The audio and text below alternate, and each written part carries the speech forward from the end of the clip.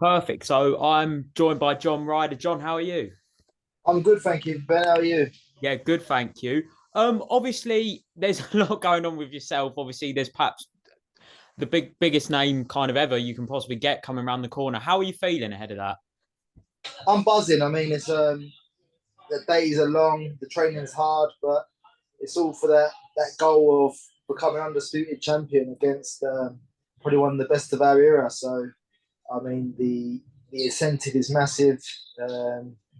Doesn't help at the time when you're training and you're sweating your doodahs off, but it's all for that goal and that dream of becoming undisputed. So it's all worthwhile. Yeah. So obviously going back to kind of that decision against Jacobs, obviously that was a big turning point, really getting that. Everything seems to have been uphill for you since. How much are you enjoying kind of boxing and stepping up the level each time? I mean, it's been great. Obviously, the Jacobs win was fantastic. Like the Canelo fight, I suppose, it was good to get in there with someone I've looked up to for years previously and go in there and get a measure of myself. Times after that was a bit quiet. I thought we was going to get in for another big fight straight away, but things didn't materialise and we ended up getting the Parker fight, which looking back at it now made perfect sense. It was for the WBO interim. And it's put me in a fantastic spot being mandatory for Canelo Alvarez. Yeah. So obviously you've had to kind of almost do it the difficult way. You've had to go in there with some of the kind of best to get to here. How do you feel this is like prepared you mentally for obviously this could be the toughest test? I mean, I wouldn't have it any other way. Please don't let anyone tell me this has been handed to me on a plate or I've been lucky because I haven't. I feel like I've done this the hard way. I've earned my shot, um, and I fully deserve on taking it. Yeah. So obviously there's a lot about Canelo being a huge name. Do you feel this is the biggest fight of your career? Where would you rank it? Listen, I mean, every fight is big in my career, and the next fight in front of you is the biggest fight to date. I, I even said that when I was fighting in Austria during lockdown against Joseph Jerko, who was for an 8 rounder. I mean, that was a step up to light heavyweight that I fought there, and that was my biggest fight to date. Then I couldn't overlook him because you go and slip up there and have a blip, then there's none of these big fights to be had. So who knew back then that was a potential fight before Danny Jacobs? So it's all about putting your best foot forward and getting the W. Yeah. So obviously people have put it to Canelo kind of the critics kind of saying like, oh, this isn't. There's people saying, oh, Benavidez, this is kind of the easier fight. But Canelo's obviously downplayed that and said, no, of course. So he obviously's got big respect for you. Do you feel that kind of you're there not to make up the numbers and you're there to really do a job on Canelo? Oh, for sure. I mean, I wouldn't be training like I am if I was just there to collect a paycheck. I've got the best S&C coach, the best physio, the best mindset coach, the best trainer in Tony Sims, and I wouldn't have these people around me. I wouldn't invest this money in myself if I was just going there to collect a check. Yeah. And obviously, talking about Tony Sims and kind of your gym, there's some great fighters in there. How much has that helped kind of preparing you for an occasion this big?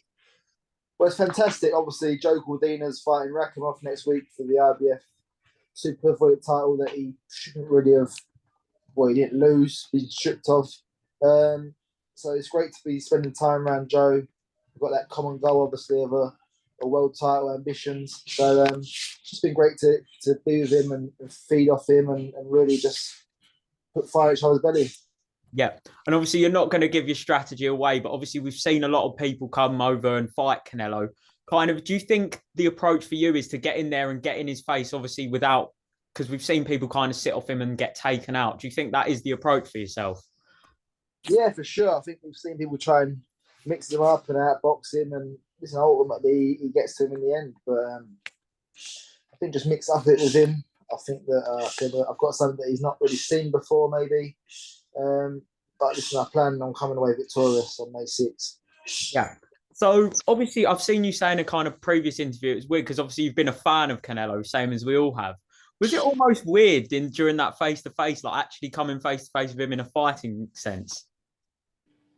I've met him before, so it wasn't the initial first time meeting. But listen, I Yeah. was a fan of Danny Jacobs long before I boxed him, and listen, it's no different now with Canelo. It just makes it. You studied these fighters for years before you end up eventually fighting them, so you haven't really got to go over take much to see them. You've seen everything they do, and you know what they do well, and you know what they do wrong. And listen, even when you're looking at your favourite fighters, you're still looking at what they do wrong and what mistakes they make. Yeah. And obviously, there's been a lot of talk about this rematch with Bivol. He's saying this kind of goal is for 2023 for him to rematch Bivol. Do you think he could even be overlooking you? Yeah, I mean, he says all the right things at times, and then other times he slips up with talks of Benavidez and Bivol. And it's like, I hope he's fully focused on me, and I hope he's giving me the respect I deserve because I am planning on coming to Guadalajara on May 6th and causing an upset. And listen, don't go making plans for September yet because chances are you'll be rematching me. Yeah. And obviously, I've spoke to you in the past, and you've said how much you've kind of enjoyed on the time or spending time with your family, etc. Obviously, this is a huge fight. Do you think after this, if you were to lose, do you think this could be like coming towards the end of your career? Do you think you could retire? Yeah, potentially. I mean, it all depends in which manner you lose, doesn't it? I mean, if you go in there and have a close fight with him, then there's still going to be other big nights out there for you. But it's just weighing it up from there on in. Is it worth your time? Is it worth your body? Is it worth the sacrifice anymore? Yeah. And obviously, on the flip side of that, obviously, everyone dreams of becoming undisputed champion. Obviously, a lot of people don't get the opportunity. We've seen with Tyson Fury that fight collapsing. Just a quick note, how much would that mean to you to kind of make history and become that undisputed champion? It'd be unbelievable. I mean, we've been lucky enough as of late to have the likes of Josh Taylor become undisputed, and obviously the Katie Taylors and a few of the female fighters.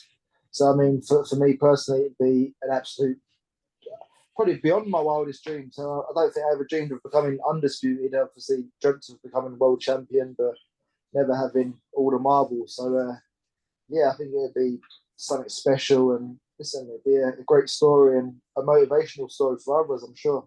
Yeah. And there's a big couple of months for boxing. Obviously, we've got Tank Davis this month. We've got Katie Taylor with yourself next month. How good is it for yourself to be headlining a big event when obviously it's such a stacked couple of months for boxing? Yeah, I mean, it's great to tune in to the boxing and see the adverts for the upcoming shows and see that I'm there topping a bill in Mexico. That's definitely what dreams are made of as well. Do you know what I mean? Just to see my name up in lights. Yeah. And last couple for me. Cheers, John, for your time. I really appreciate it. And kind of obviously, you just mentioned there the Mexican crowd. Is that going to be a motivation for you, given obviously it's going to be packed, it's going to be raucous in there? We're probably going to see some quite mental entrances and things like that. How exciting is that for you to be a part of? Yeah, I mean, I'm looking forward to it. I think it will be hostile, but I think the Mexican fans are real fighting fans. So as long as you're giving them what they want to see, I'm sure I'll enter the ring to booze, but I'm sure I'll leave to cheers. Yeah. And just the final one from me. What can fans expect? What are you going to go in there and do? And what is your message? Listen, just keep supporting. I'm going to go in there, put my best foot forward, and leave it all on the line in there come fight night. So please support. Cheers. Thank you so much for your time, John. Really appreciate it and good luck. Thank you, mate. Thanks a lot.